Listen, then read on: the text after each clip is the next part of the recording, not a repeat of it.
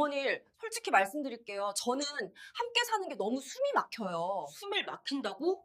내가 뭘 그렇게 잘못했니? 며느리가 절 밀어냈던 진짜 이유를 저는 70이 넘어서야 들었습니다.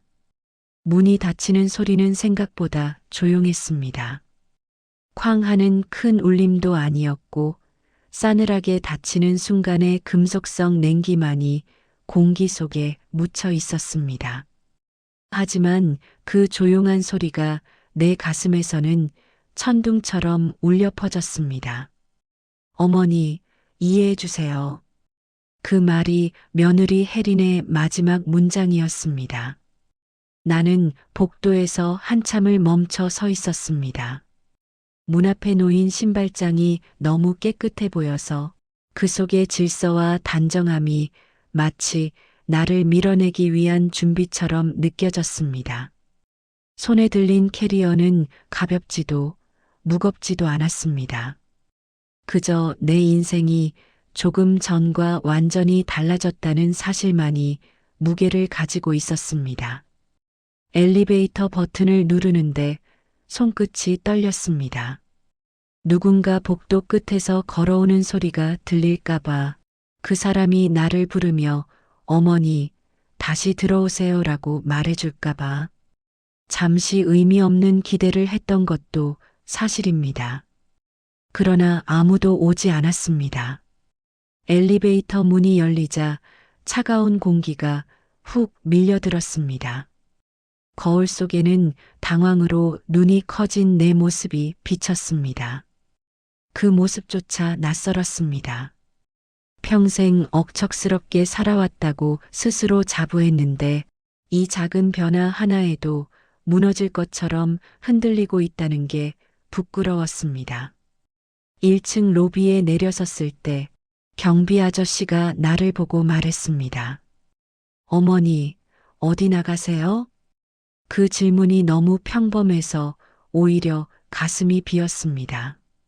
내가 지금 겪는 일이 세상에선 아무 일도 아니라는 듯 일상의 톱니바퀴처럼 굴러가는 말투였기 때문입니다. 나는 잠시 멈칫한 뒤 웃는 척하며 대답했습니다. 예, 그냥 잠깐 밖에요. 그러나 잠깐이라는 단어는 거짓이었습니다. 나는 이제 이 집의 사람이 아니었습니다. 밖으로 나오자 찬 공기가 뺨을 스쳤습니다. 버스 정류장 안내판이 눈에 들어왔고 나는 무작정 아무 버스에 올라탔습니다.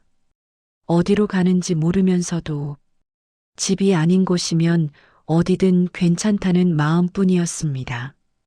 버스 창밖으로 스치는 불빛들이 마치 내 삶의 조각들이 흩어지는 모습처럼 보였습니다.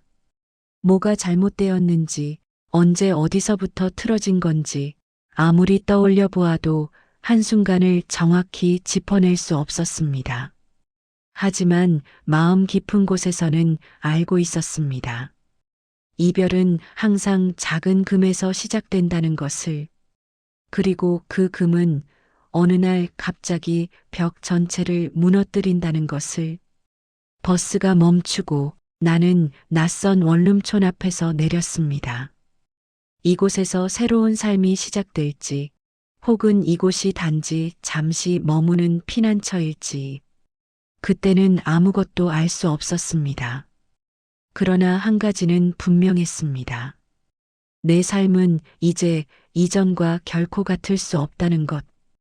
원룸에 짐을 내려놓고 앉았을 때 나는 본능적으로 도대체 어디서부터 잘못되었을까를 되짚기 시작했습니다. 그 시작은 며느리와 첫 만남이었을지도 모릅니다.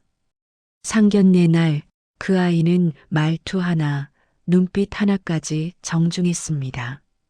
지나치게 예의 바르다는 것이 어쩌면 불편함의 신호였는데 그때의 나는 그 미세한 파동을 읽어내지 못했습니다. 식탁 위로 따뜻한 음식이 놓였고 양가 어른들이 대화를 나누는 사이 며느리 될 아이가 조용히 말했습니다. 어머니께서는 혹시 저희와 같이 사시는 건가요?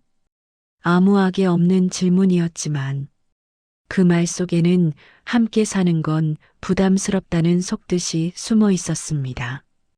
나는 얼어붙은 기분이 들었고 잠시 말문이 막혀 대답을 제대로 하지 못했습니다. 그날 밤에도 나는 오래도록 그 질문을 떠올렸습니다. 결혼 전부터 며느리가 거리를 두려 한다는 사실에 미묘한 슬픔이 밀려왔습니다.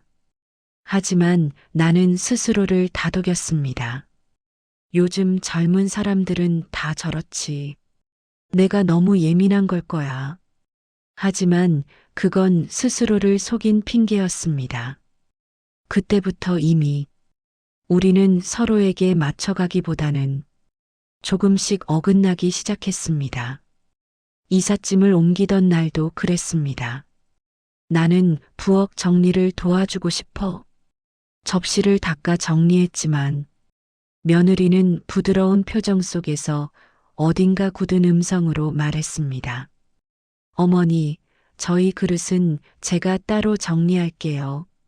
방식이 있어서요. 방식? 그 단어는 그날 이후 계속 들렸습니다. 빨래 방식, 밥하는 방식, 청소하는 방식. 내 방식은 늘 누군가에게 맞춰주고 누군가의 빈 곳을 채워주는 방식이었습니다. 하지만 며느리에게 그건 침범이었습니다. 나는 며느리의 삶에 스며들기 위해 노력했지만 그 아이는 더 단단하게 선을 긋고 있었습니다. 돌이켜보면 그날 며느리의 그 작은 질문은 이 집안에 생겨날 균열의 첫 조각이었을 겁니다. 나는 평생 누군가를 위해 살아온 사람이었다. 그것이 나의 자랑이었고 내 삶의 이유였다. 20살 끝자락에 남편을 잃고 아들 우진을 혼자 키운 세월은 결코 화려하지 않았다. 새벽마다 식당에 나가 재래시장 냄새가 가득 뺀 앞치마를 두르고 일했으며 하루 끝에 내 몸은 늘 지쳐 바닥에 붙어 있었다. 그러나 나는 단 한 번도 그 시간을 불행이라 생각한 적이 없었다. 아들이 웃는 모습을 보면 그렇게 힘든 시간도 기꺼이 견딜 수 있었다. 누군가가 고생한다고 말하면 그 말만으로도 다시 일어설 힘이 생겼다. 그래서 며느리가 내 존재를 부담스러워할 줄은 정말 상상조차 하지 못했다. 나는 그저 도와주고 싶었을 뿐이었다. 부엌에서 국을 끓이며 이렇게 하면 더 맛있지 않겠니? 라고 말한 건 잔소리가 아니라 나름의 삶에서 얻은 지혜였고 사랑이었다. 하지만 며느리에게는 그런 말 하나하나가 간섭이었고 침입이었다. 나는 그 사실을 너무 늦게 깨달았다. 며느리와 함께 산 지 2달쯤 되었을 때 나는 이미 그 아이의 일상에서 사라지는 편이 나은 사람이 되어 있었다. CHAPTER4 아무도 말하지 않았지만 벽은 이미 세워지고 있었다. 어느 날 냉장고 문을 열었다가 나는 이상한 정적을 느꼈다. 몇 시간 전 내가 넣어둔 반찬통의 위치가 그대로 유지되어 있어야 할 텐데 미묘하게 다른 곳에 놓여 있었다. 며느리는 아무 말도 하지 않았지만 그 무언의 침묵 속에서 나는 알 수 있었다. 되지 않았으면 하는 행동이라는 것을. 부엌에서 국을 끓일 때도 그랬다. 옆에서 며느리는 말없이 서 있었고 냄비를 바라보는 눈빛은 마치 내 방식에 맞지 않아라고 말하는 것 같았다. 말로 하지 않아도 사람의 마음은 느껴진다. 그 아이는 내가 그 집의 주인이 아니길 바랐다. 이건 며느리의 문제만이 아니야. 내가 너무 오래 남을 위해 살아와서 내 자리를 잃어버린 거야. 나는 스스로를 탓하며 그 집 안에서 점점 더 조용해졌다. 그러나 조용해지는 것만으로 문제는 사라지지 않았다. 그리고 결국 그날이 왔다. 저녁 식탁에서 며느리는 한참 동안 말을 고르고 있었다. 얼굴은 차분했지만 눈빛은 흔들리고 있었다. 어머니, 응, 저희 둘만의 시간이 필요해요. 순간 시간은 멈춘 듯 조용했다.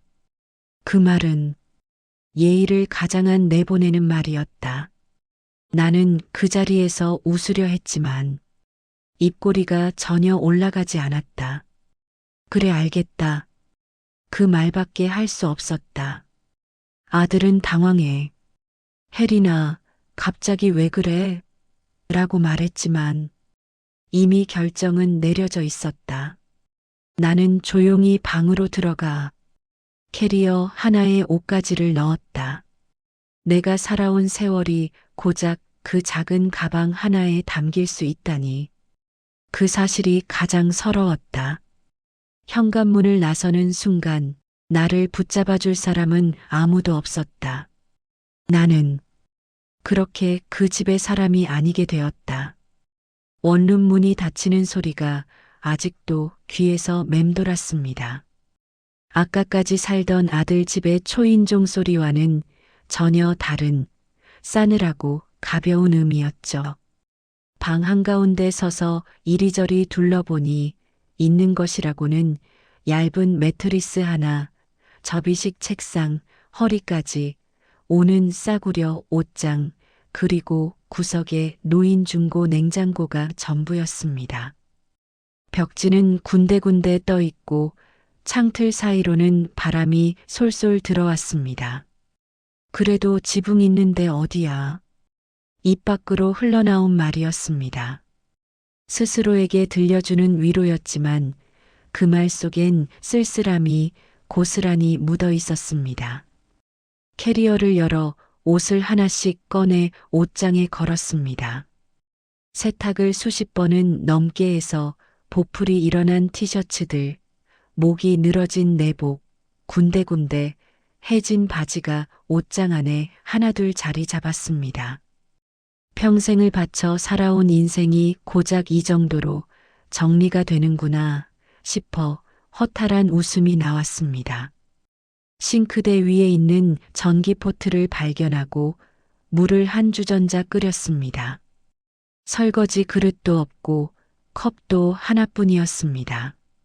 마트에서 급히 사온 종이컵 묶음에서 한 개를 뜯어 물을 따랐습니다.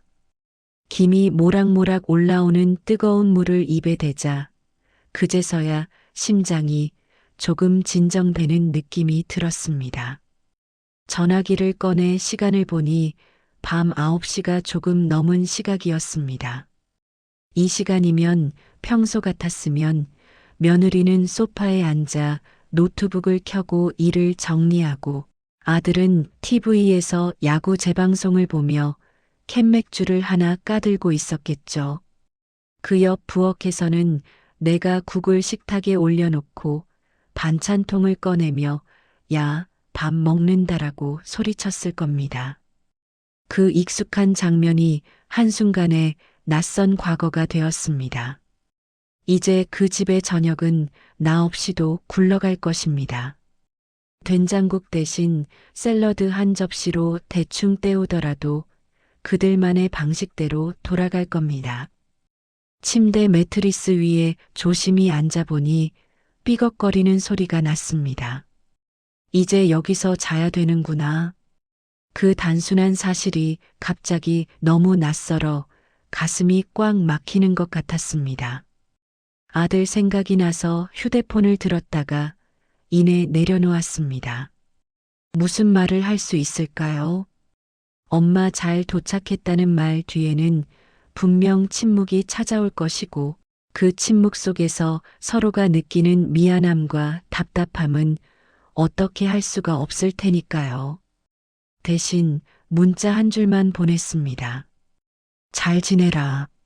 엄마는 괜찮다. 보내고 나니 괜찮다는 두 글자가 마음에 비수처럼 꽂혔습니다. 괜찮지 않은 사람이 쓰는 말이 바로 괜찮다는 걸 나도 누구보다 잘 알고 있었거든요. 답장은 한참 뒤에 왔습니다. 엄마 미안해. 짧은 문장 2개. 거기에는 아들의 속사정과 갈팡질팡하는 마음이 전부 담겨 있는 듯 했습니다. 나는 일부러 답장을 하지 않았습니다. 괜히 더 말을 붙였다가 아들이 또 며느리 눈치를 볼까 두려웠습니다. 불을 끄고 누웠습니다. 천장은 낮게 내려앉아 있기라도 한 것처럼 가깝게 느껴졌습니다.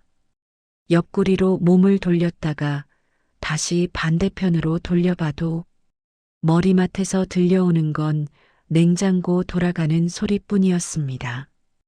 그날 밤 나는 처음으로 진짜 혼자가 무엇인지 알게 되었습니다. 남편이 세상을 떠난 그날보다, 식당이 문을 닫게 된 날보다 훨씬 더 깊은 외로움이었습니다. 눈을 감았는데도 아들 집 현관에서 닫히던 그 문소리가 계속 귀에 들렸습니다. 어머니, 이해해 주세요. 며느리의 목소리도 함께 말이죠.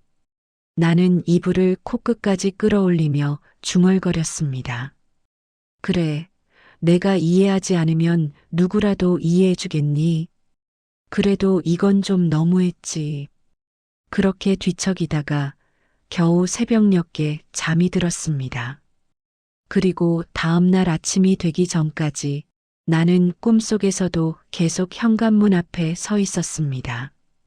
해가 중천에 떠 있을 때쯤 문을 두드리는 소리가 들렸습니다. 원룸에 올 사람이 있을 리 없다 생각해 처음엔 잘못 들은 줄 알았습니다. 야, 영자야. 문 안 열어? 익숙한 목소리가 문 너머에서 들려왔습니다. 친구 미정이었습니다. 문을 열자마자 미정은 내 얼굴부터 훑어보더니 눈살을 찌푸렸습니다. 세상에, 이게 사람이냐? 너 거울 좀 봐. 하룻밤 사이에 10년은 늙은 것 같다. 야, 반가운 인사다. 억지로 웃어 보였지만 내 표정이 어색했는지 미정은 곧장 신발도 제대로 벗기 전에 반찬 봉투 2개를 싱크대에 내려놓았습니다. 김치, 멸치볶음, 콩자반, 오이지. 내가 분명 대충 때우고 있을 것 같아서 미리 싸왔다. 야, 나도 밥은 챙겨 먹어. 말은 그렇게 했지만 진짜로 어제 저녁부터 지금까지 물밖에 마시지 않았다는 걸 생각하니 얼굴이 화끈거렸습니다. 미정은 내 눈치를 한번 보고는 아무 말 없이 전기포트에 물을 올렸습니다. 일단 앉아. 얘기는 차 마시면서 하자. 나는 매트리스 끝에 앉았고 미정은 접이식 의자를 펼쳐 그 위에 털썩 앉았습니다. 좁은 방 안에 사람 둘이 앉아 있으니 숨소리 하나도 크게 느껴질 만큼 가깝게 느껴졌습니다. 그래, 말해봐. 어제 그 집에서 무슨 일이 있었어? 나는 처음엔 대충 얼버무리려 했습니다. 그냥 서로 좁다 보니 불편해서. 하지만 말을 시작하자 한번 막혔던 댐이 터지듯 모든 이야기가 쏟아져 나왔습니다. 며느리가 했던 말들, 둘만의 공간이 필요하다던 그날의 저녁, 아들이 중간에서 아무 말도 하지 못했던 순간, 캐리어를 끌고 나오는 내 뒷모습까지. 미정은 중간에 말을 끊지 않았습니다. 그럴싸한 조언도 위로도 하지 않고 그저 다 들을 때까지 기다려 주었습니다. 그리고 내가 한숨을 길게 내쉰 뒤에야 조용히 입을 열었습니다. 영자야, 그게 내 잘못은 아니다. 그래도 내가 너무 끼어들었던 건 아닐까? 밥도 해주고 빨래도 해주고 집안 살림도 챙기고 혹시 그게 그 애에겐 부담이었을 수도 있잖아. 부담이었겠지. 미정은 거침없이 말했다. 근데 그게 왜 내 죄야? 부담스러우면 사람답게 말로 풀면 되는 거지. 사람 하나를 집에서 내보낼 정도로 말해야 했을까? 나는 대답하지 못했습니다. 그 말은 너무 정직해서 변명의 여지가 없었습니다. 영자야, 너는 평생 남 눈치만 보고 살았어. 남편 눈치, 손님 눈치, 아들 얼굴색, 며느리 표정까지. 근데 이제는 좀 내 마음도 봐야 할 때야. 내 마음?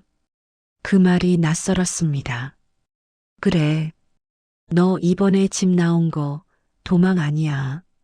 거절당한 것도 아니고 그냥 서로에게 선이 필요했던 거지. 근데 미정아, 왜 이렇게 허전하냐? 내가 있던 자리가 통째로 비어버린 것 같아서 그 집이 아니라 내 안이 비워진 느낌이야. 미정은 잠시 내 얼굴을 바라보더니 조금 부드러운 목소리로 말했습니다. 그 집에서 내가 하던 역할이 크긴 컸던 거지. 밥도 하고 살림도 하고 정서적으로도 중간에서 다 풀어주고. 근데 영자야, 그 역할은 내가 아니어도 언젠가는 사라질 자리였어. 왜? 사람은 다 늙어. 어느 순간에는 내가 못해줄 날도 올 거고, 그때도 내가 죄책감 느껴야 하겠어? 지금은 그냥 조금 일찍 내려놓은 거야. 그 말이 곧이곧대로 위로가 되진 않았지만, 적어도 하나는 분명해졌습니다. 이제 나는 내 인생을 다시 써야 하는 시점에 와 있구나. 잠시 침묵이 흘렀습니다. 창밖에서는 아이들 뛰노는 소리가 희미하게 들려왔습니다. 저 아이들은 언젠가 커서 또 다른 시어머니와 며느리가 될지도 모릅니다. 그때는 우리처럼 되지 않으면 좋겠다는 생각이 스쳤습니다. 영자야. 미정이 다시 입을 열었습니다. 지금은 힘들어도 이 시간이 나중에 보면 너한테 꼭 필요했던 시간일 수도 있어. 지금은 그게 안 보일 뿐이지. 나는 묻지도 않았는데 눈물이 또르르 흘러내렸습니다. 울지 말자고 다짐했는데도 눈물은 내 뜻대로 되지 않았습니다. 미정은 휴지를 꺼내 내 손에 쥐어주며 웃었습니다. 울어. 괜찮아. 지금 안 울면 언제 울 거야. 평생 참았는데 이제 좀 울어도 되지 않냐? 그 말에 나는 마치 허락을 받은 것처럼 한참을 울었습니다.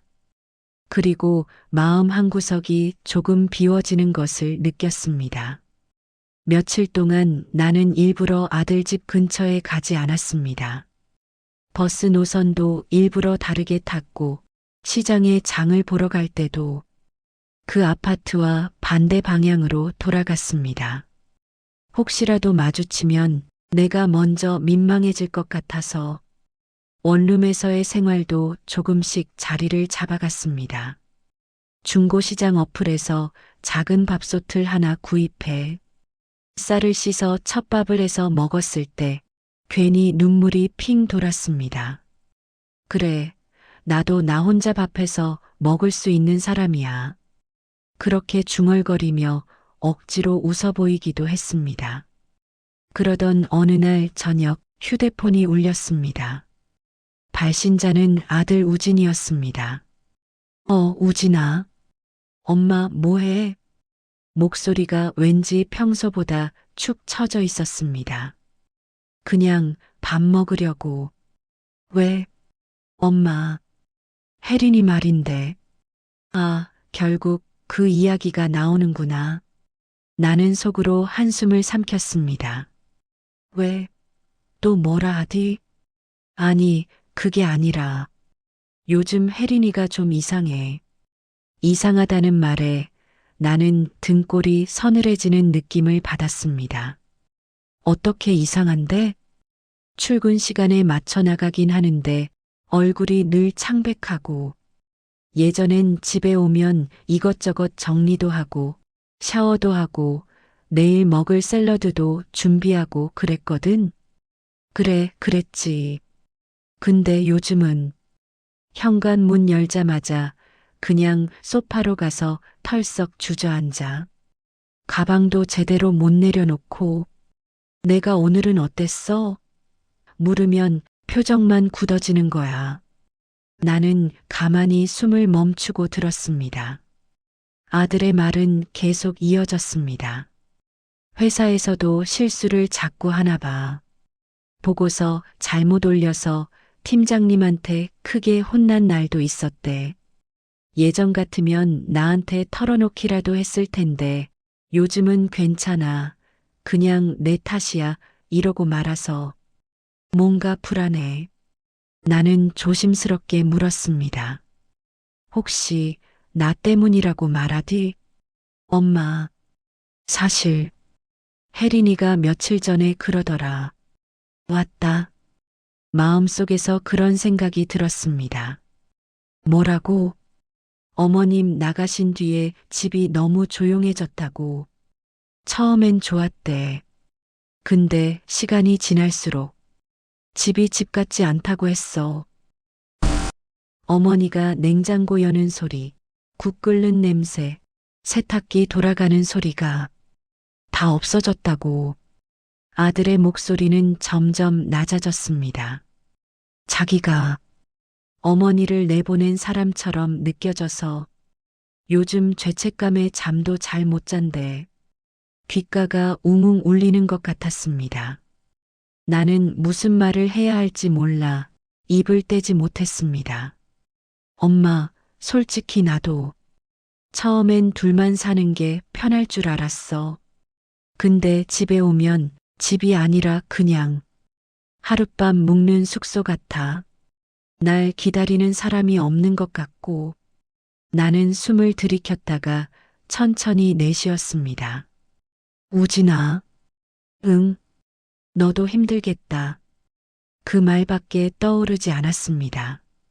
하지만 그 말 안에는 그동안 내 마음에서 자라나고 있던 이상한 감정이 함께 섞여 있었습니다.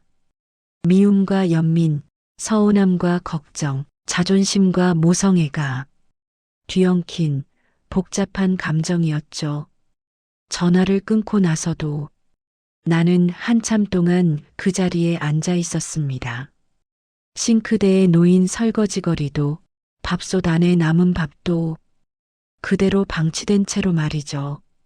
창밖으로는 해가 기울어 길거리에 노을빛이 번지고 있었습니다. 사람들이 퇴근하고 집으로 돌아가는 시간. 어떤 집은 밝게 불이 켜져 있을 것이고 어떤 집은 TV 소리와 아이들 웃음소리가 들리겠죠. 내가 떠나온 그 집은 지금 어떤 소리를 내고 있을까요? 정적일까요? 아니면 조용한 한숨이 가득할까요? 가슴 깊은 곳에서 아주 작은 목소리가 속삭였습니다. 내가 그 집에 있어야 하는 걸까? 아니면 지금처럼 떨어져 있는 게 맞는 걸까? 그 질문은 그날 밤 내내 머릿속을 맴돌았습니다. 그로부터 며칠 뒤 비가 추적추적 내리던 저녁이었습니다. 원룸 천장에 빗방울 떨어지는 소리가 작은 북소리처럼 울려 퍼지고 있었고 나는 라디오를 켜놓은 채 멍하니 앉아 있었습니다. 라디오 DJ의 목소리가 이상하게도 머릿속에 들어오지 않았습니다. 그때 톡톡톡 문을 두드리는 소리가 들렸습니다. 택배 올 일이 없는데? 나는 잠시 의아한 표정을 지으며 문 쪽으로 다가갔습니다. 누구세요? 대답 대신 문 바깥에서 억눌린 울음 섞인 목소리가 들렸습니다. 어머니. 그 순간 심장이 내려앉는 느낌이 들었습니다. 손잡이를 잡고 문을 열자 눈에 들어온 것은 우산도 쓰지 못한 채 비를 맞으며 문 앞에 쪼그려 앉아 있는 혜린의 모습이었습니다. 머리는 빗물에 흠뻑 젖어 있었고 손등은 떨리고 있었으며 눈은 충혈되어 있었습니다. 혜리나? 내가 이름을 부르자 그녀는 고개를 들었습니다. 그 순간 나는 처음으로 저 아이가 아직 어린 사람이라는 사실을 선명하게 느꼈습니다. 멋대로 내 인생에 들어와 상처를 주고 나를 내보낸 그냥 나쁜 며느리가 아니라 제대로 사랑을 받아본 적 없는 어설픈 한 사람이라는 생각이 순간 스쳤습니다. 들어와. 이게 뭐야. 이 비를 다 막고 나는 허둥지둥 그녀를 방 안으로 끌어들였습니다. 방 안에 데려와 보니 더 초라해 보였습니다. 젖은 옷이 몸에 달라붙어 몸집이 더 가냘퍼 보였고 손목은 말라서 금방이라도 부러질 것 같았습니다. 옷부터 갈아입어. 수건 가져올게. 나는 서둘러 수건을 찾아와 그녀에게 건넸습니다. 해리는 두 손으로 수건을 꼭 쥐고 한동안 말이 없었습니다. 마치 입만 열면 눈물이 터져 나올 것 같은 얼굴이었습니다. 어머니, 한참 만에 그녀가 겨우 입을 열었습니다. 저, 여기 와도 되는 건지 모르겠어요. 와서 이 꼴이면 안 되는 거지. 나는 일부러 퉁명스럽게 말했습니다. 그러나 목소리는 생각보다 훨씬 부드럽게 나왔습니다. 스스로도 놀랐습니다. 많이 힘들었니? 그 질문 하나에 그녀는 그대로 무너졌습니다. 수건으로 얼굴을 가린 채 어깨를 들썩이며 울기 시작했습니다. 어머니, 저 망했어요. 뭐가 망해? 숨쉬고 말하는 사람한테 망했다는 말 함부로 하는 거 아니다. 회사에서 큰 실수했어요.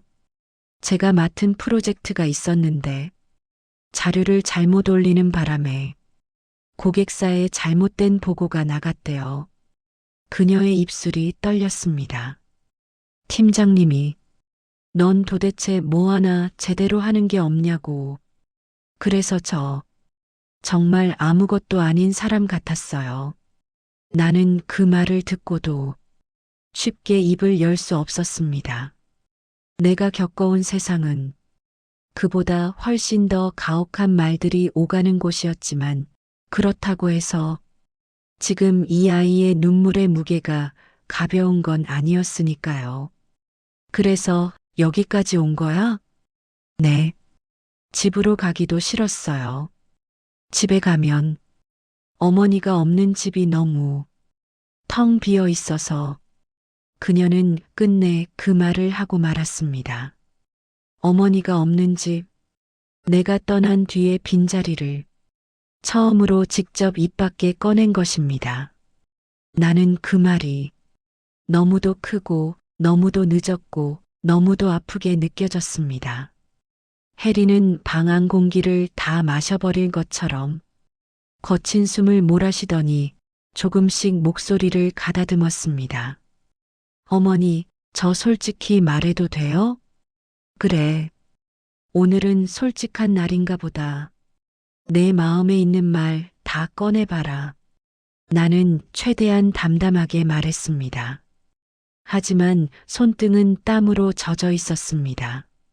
무슨 말을 하게 될지, 그 말을 들으면 내가 어떻게 반응하게 될지, 나 자신조차 알 수 없었습니다.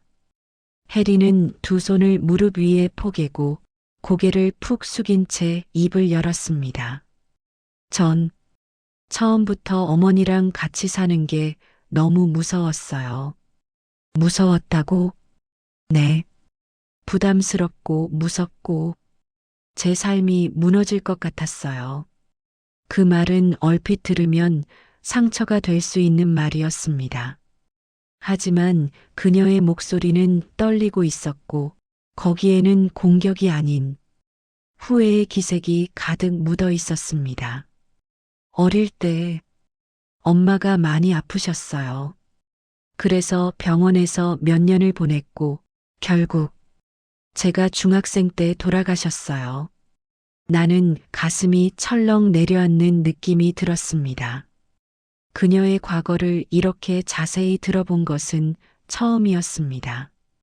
그 이후로 저희 아빠는 집에 잘 안 들어왔어요. 집에 들어오면 엄마 생각이 날까봐 일이 끝나도 일부러 늦게까지 밖에 있다 들어오셨대요. 그녀는 쓴웃음을 지었습니다. 그래서 집에 어른이 없는 시간이 많았어요. 밥도 혼자 챙겨 먹고 숙제도 혼자 하고 아픈 것도 그냥 참고 넘어가고 나는 조용히 숨을 고르며 듣고 있었습니다. 그래서 어른이 집에 있는 게 익숙해지지가 않았어요. 누군가 부엌에 있고 누군가 거실에서 TV를 보고 있고 그런 게 너무 낯설었어요. 어머니가 계시는 게 싫었던 게 아니라 그 모습이 제가 경험해 보지 못한 가족이라 무서웠어요. 그 말이 내 가슴을 정면으로 쳤습니다. 나는 그동안 며느리가 나를 부담스럽게 여긴다고만 생각했지, 가족이라는 개념 자체가 두려울 수 있다는 생각은 한 번도 해본 적이 없었습니다. 그래서 어머니가 국을 끓이고 계시면 마음 한편이 간질간질했어요. 좋으면서도 불편했어요. 어머니가 집안일을 다 해주시는 게 고마우면서도 내 자리가 없어지는 것 같았어요. 그렇다고 그렇게 말을 했어야 했냐? 내 입에서는 조금 날카로운 말이 튀어나왔습니다. 숨이 막힌다. 둘만 살고 싶다. 나는 그날 들었던 말들을 천천히 되짚었습니다. 혜리는 고개를 깊이 숙였습니다. 맞아요. 제가 그 말 정말 후회해요. 제가 했던 말들이 어머니를 얼마나 찌르는 말인지 그땐 몰랐어요. 그녀의 어깨가 다시 떨리기 시작했습니다. 어머니 나가신 다음 날 부엌에 들어갔는데 너무 조용했어요. 냉장고 돌아가는 소리 말고는 아무 소리도 안 났어요. 국 끓는 소리도 없고 칼로 야채 써는 소리도 없고 그때 깨달았어요. 아, 집이라는 느낌이 사라졌구나. 그녀는 두 손으로 얼굴을 감싸 쥐었습니다. 그런데 그걸 인정하는 게 너무 두려웠어요. 내가 어머니를 내보내놓고 이제 와서 다시 와주세요라고 말하는 게 너무 뻔뻔하게 느껴졌어요. 나는 숨을 깊이 들이켰다가 천천히 내쉬었습니다. 눈앞에 이 사람은 내게 큰 상처를 준 며느리이기도 했지만 동시에 상처가 많은 한 인간이기도 했습니다. 혜리나, 네, 너 지금 나한테 용서해달라고 온 거냐?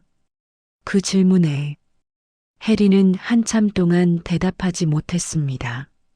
손가락 마디가 하얗게 될 정도로 자신의 손을 꽉 쥐고 있었습니다. 그리고 마침내 아주 조심스러운 목소리로 말했습니다. 용서 받을 자격이 있는지도 모르겠어요. 근데 제가 오늘 여기 온 건 어머니가 너무 보고 싶어서예요. 그 말은 내가 평생 들어본 어떤 말보다 더 무겁고 더 뜨겁게 가슴으로 떨어졌습니다. 어머니가 보고 싶고 어머니가 해주던 밥 냄새가 보고 싶고 어머니가 수고했다고 해주던 그 말이 너무 그리웠어요. 나는 그 자리에서 바로 대답을 하지 않았습니다. 마음이 복잡했습니다. 마치 굳게 얼어붙은 강 위에 누군가 돌을 던져 금이 가기 시작한 느낌이었습니다.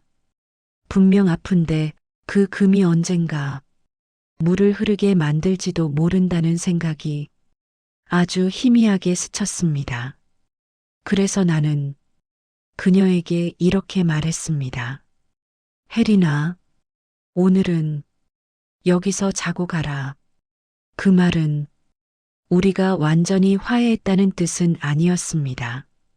다만 적어도 오늘 하루만은 서로의 상처를 덜어줄 수 있는 밤이 되기를 조용히 바란다는 뜻이었습니다. 그리고 그 밤은 내 인생에서 두 번째로 긴 밤이 되었습니다. 첫 번째로 긴 밤은 남편이 세상을 떠난 날이었고요. 그날 밤 혜리는 젖은 옷을 갈아입고 내 원룸 작은 침대 한쪽에 조용히 앉아 있었습니다. 그녀의 어깨는 여전히 축 처져 있었고 손가락 끝은 계속 떨리고 있었습니다. 나는 부엌에서 따뜻한 생강차를 끓여 그녀 앞에 놓고 말했습니다. 이거나 마셔라. 몸 좀 녹여. 그녀는 컵을 두 손으로 감싸쥐고 천천히 숨을 들이켰습니다. 맡아본 적 있는 향이라는 듯 입술이 아주 미세하게 떨렸습니다. 어머니, 정말 죄송해요. 제가 너무 몰랐어요. 그리고 너무 늦었어요. 나는 즉각적으로 대답하지 않았습니다.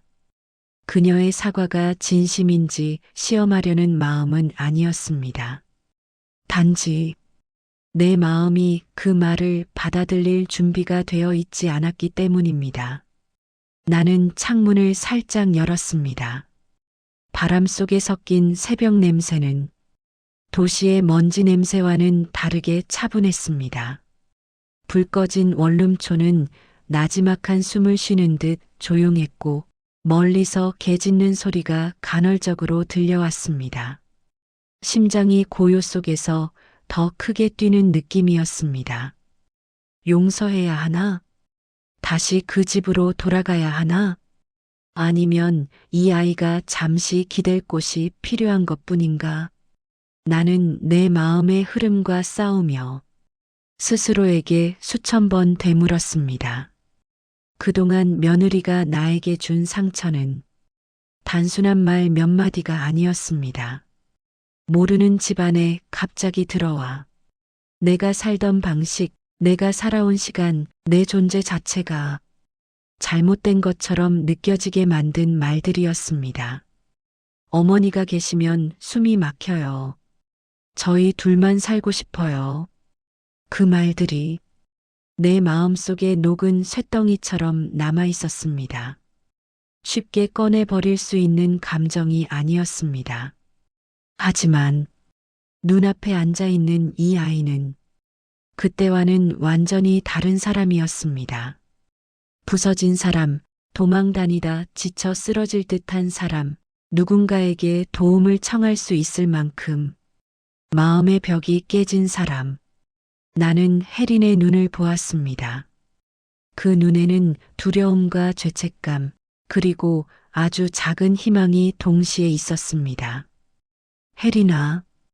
그녀가 놀란 듯 고개를 들었습니다. 오늘 내가 나한테 이렇게 온 건 용서를 받고 싶어서가 아니라 살려달라는 것 같더라. 혜린은 입술을 꼭 깨물며 울음을 참았습니다. 그 말이 너무 정확해서 한마디도 반박할 수 없었던 겁니다. 나는 숨을 고르며 말을 이었습니다. 사람이 살다가 힘들면 도와달라는 말부터 하는 게 맞다. 근데 너는 평생 그 말을 못하고 산 것 같아. 그녀는 고개를 끄덕였습니다. 네, 맞아요. 도와달라는 게 너무 어려웠어요. 그 대답은 나를 훅 무너뜨렸습니다. 왜인지 모르게 그 말 속에 내 젊은 날의 외로움이 겹쳐 보였기 때문입니다. 우리는 서로 다른 세대였지만 어쩌면 비슷한 외로움 속에서 살아온 사람들인지도 모릅니다. 나는 조용히 말했습니다. 자자, 이제 그만 울고 자라. 오늘은 내가 혼자 있는 게 더 위험해. 혜리는 머뭇거리다 묻습니다. 어머니는요? 나는 여기서 생각 좀 해볼란다. 그녀는 고개를 숙여 눈물을 닦았고 나는 창문을 닫으며 조용히 외쳤습니다. 그래, 영자야. 이 아이를 다시 받아들일 수도 있고 다시 상처받을 수도 있어. 하지만 상처받을까봐 등을 돌린다면 너도 며느리와 똑같은 사람이 되는 거다. 나는 잠을 이루지 못한 채 새벽 기도를 하듯 두 손을 모으고 있었습니다. 그 밤 나는 평생에서 가장 긴 밤을 보냈습니다. 그리고 그 밤 끝에서 내 마음은 아주 작지만 분명한 쪽으로 움직이기 시작했습니다. 새벽이 밝자 차가운 공기가 방 안을 스르르 채워오기 시작했습니다. 커튼 틈 사이로 희미한 빛이 들어오고 책상 위에 놓인 작은 그림자들이 길게 늘어졌습니다. 나는 팔베개를 하고 누워 천장을 바라보며 온몸이 축 처진 느낌을 받았습니다. 어제의 감정들이 너무 밀도 있게 몰려와 아무것도 하지 않았는데도 며칠 동안 일한 것만큼 피곤했습니다. 그때 부스럭거리는 소리에 고개를 돌리자 혜린이께서 조심스레 이불을 정리하고 있었습니다. 그녀는 내 시선을 느끼고 허둥지둥 고개를 숙였습니다. 어머니, 죄송해요. 제가 여기서 잤다는 게 뭐 어때서? 나는 담담하게 말했지만 마음은 아직 조심스러웠습니다. 잠시 정적이 흐른 뒤 혜리는 내가 예상하지 못한 말을 꺼냈습니다. 어머니, 어릴 때 엄마 냄새가 잘 기억나지 않아요. 나는 눈을 깜빡였습니다. 갑자기 왜 그런 이야기를 하는 걸까? 왜 기억이 없겠니? 아파서 병원에 오래 계셨고 돌아가신 뒤에는 집안이 너무 싸늘해서 엄마 냄새 대신 그 싸늘함만 기억나요. 그녀의 눈동자가 흔들렸습니다.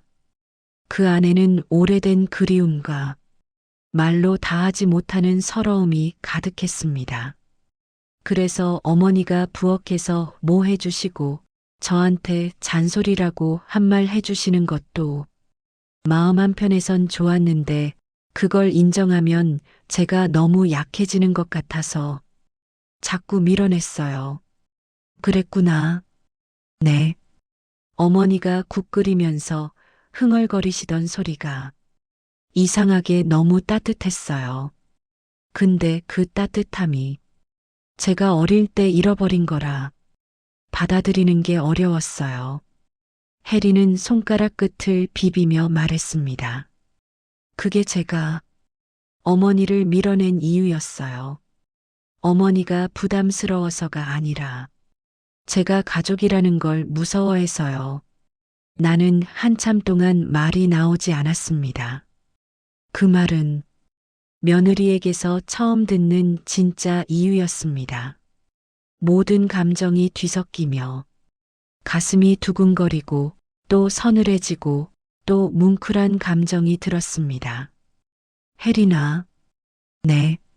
너를 키운 사람하고 나를 키운 사람하고 세상이 전혀 다르다. 다른 방식으로 아프고 다른 방식으로 버틴 거야. 혜리는 조용히 고개를 끄덕였습니다. 그러니 내가 내게 상처 준 것도 나를 밀어낸 것도 완전히 이해는 안 가도 이제는 조금 알겠다. 그 순간 혜린이 소리 없이 울기 시작했습니다. 울음은 작았지만 오히려 크게 들렸습니다. 나는 천천히 다가가 그녀의 손등에 손을 얹었습니다. 사람은 상처로 배운다. 근데 배웠으면 같은 상처 2번 주면 안 되는 거다. 네. 그러니까 우리가 다시 시작할 수 있을지는 서로에게 달린 거다. 그녀는 두 손으로 눈물을 닦으며 말했습니다. 저 다시 시작하고 싶어요. 정말 제대로 해보고 싶어요. 그날 아침 우리는 처음으로 적대도 오해도 아닌 그저 두 사람으로서 대화를 나누었습니다. 그리고 나는 깨달았습니다. 상처는 서로를 멀어지게도 하지만 그 상처를 꺼내놓는 순간 서로를 연결하는 다리가 될 수도 있다는 것을. 며칠 뒤 나는 혜린에게 전화를 걸었습니다. 우리 얘기 좀 하자. 그녀는 바로 달려왔습니다. 역시나 긴장한 얼굴이었습니다. 나는 원룸 문 앞에 서서 그녀를 한동안 바라보다가 말했습니다. 혜린아, 너랑 다시 잘 지내고 싶다. 근데 나는 조건이 있다. 그녀의 눈이 동그랗게 커졌습니다. 조건이요? 그래. 이제는 내가 일방적으로 맞추는 관계로는 못 간다. 나는 손가락을 3개 펼쳤습니다. 첫 번째, 나는 너희 집에서 식모처럼 일하지 않는다. 가족으로 지내되 내가 해주고 싶은 만큼만 한다. 네. 두 번째, 내가 싫은 게 있으면 내가 직접 말한다. 너도 내가 싫은 게 있으면 예전처럼 돌려 말하지 말고 솔직하게 말해라. 네. 그럴게요. 세 번째, 나는 마지막 손가락을 천천히 폈습니다. 너도 너 인생을 살고 나도 내 인생을 살 거다. 나는 내 공간, 내 시간, 내 감정 다 지키면서 살 거다. 혜리는 입술을 꾹 다물었다가 조금 후에 말했습니다. 어머니, 왜? 저도 조건 하나 있어요. 응? 너도 조건이 있다고? 그녀는 아주 조심스러운 표정으로 말했다. 어머니도 힘들면 힘들다고 말해주세요. 저한테도 좀 기대세요. 그 말은 내 마음속 깊은 곳을 건드렸습니다. 그동안 나는 누군가에게 기대는 방법을 잊고 살았기 때문입니다. 나는 천천히 고개를 끄덕였습니다. 그래. 그건 내가 한 번도 안 해본 거라 쉽진 않겠지만 해보마. 그날 우리 사이에는 새로운 관계가 세워졌습니다. 과거에는 며느리와 시어머니라는 이름 때문에 의무적이고 어색하게 이어졌던 관계였지만 그 순간부터 우리는 사람 대 사람으로 다시 출발하게 되었습니다. 며느리와 합의한 뒤 나는 천천히 그 집으로 갔습니다. 현관문 앞에서 심장이 쿵쿵 뛰었고 손바닥에 땀이 맺혔습니다. 문을 열자 따뜻한 빛이 흘러나왔고 부엌에는 향긋한 냄새가 퍼져 있었습니다. 혜리는 앞치마를 두르고 식탁을 정리하고 있었습니다. 어머니, 어서 오세요. 이 말은 과거에도 들었던 말이지만 오늘은 완전히 다른 의미로 들렸습니다. 식탁에는 내가 좋아하는 가지무침, 호박전, 돼지등뼈 감자가 반짝이고 있었습니다. 어머니가 오시는 날이라서 제가 해보고 싶었어요. 나는 울컥했지만 티나지 않게 고개만 끄덕였습니다. 식사를 하면서 우리는 처음으로 평범한 대화를 나눴습니다. 어머니, 요즘 식당은 어때요? 손님은 많지 않아도 꾸준하니 좋지. 어머니, TV에서 본 미니 채소 키우기 해보고 싶은데. 혹시 아세요? 그거 물만 잘 주면 금방 자란다.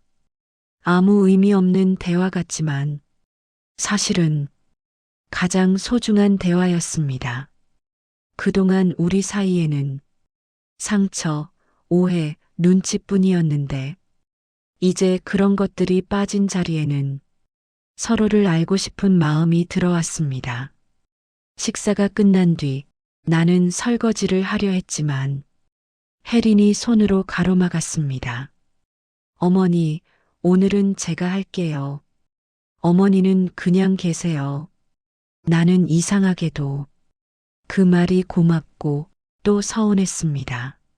내가 해오던 역할이 사라지는 것이 빈자리를 만든 듯 했지만 그 빈자리 위로 새로운 관계가 채워지고 있다는 걸 또한 느꼈기 때문입니다. 그날 집에서 나오며 나는 속으로 중얼거렸습니다.